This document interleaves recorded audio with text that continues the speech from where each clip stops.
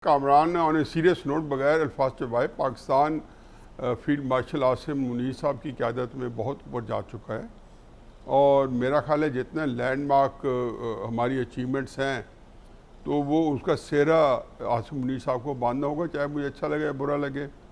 और इस वक्त आपकी डिस्कशन में हमेशा जब भी आएंगे इस तरह की चीज़ें तो आसिम मुनीर साहब भी आएंगे, दुनिया में कहीं पे जाएंगे। ट्रंप ने भी अगर किसी को खातर में लाए हैं तो उसी को लाए हैं, तो ये खैर ये बहस है ही नहीं, क्योंकि इस वक्त प्रैक्टिकली हुकूमत जो है हाइब्रिड सिस्टम है। हुकूमत में के जो लोग हैं वो भी इसी का ढंडोरा पीटते हैं। हमें भी पता है कि 2018 से जो निज़ाम मुतारफ़ कराया गया था वो अब ज़्यादा ताकत के साथ हमारे सामने मौजूद है, तो और उसी निज़ाम से मुस्तफ़ीद हो रहे हैं। एक तो हो गई ये बात। चुनाचे शहबाज शरीफ साहब हमारे यहाँ पर सूरत यह है कि एक हमने पॉलिटिकल फसाड रखा हुआ है, एक सामने फेस रखा हुआ है।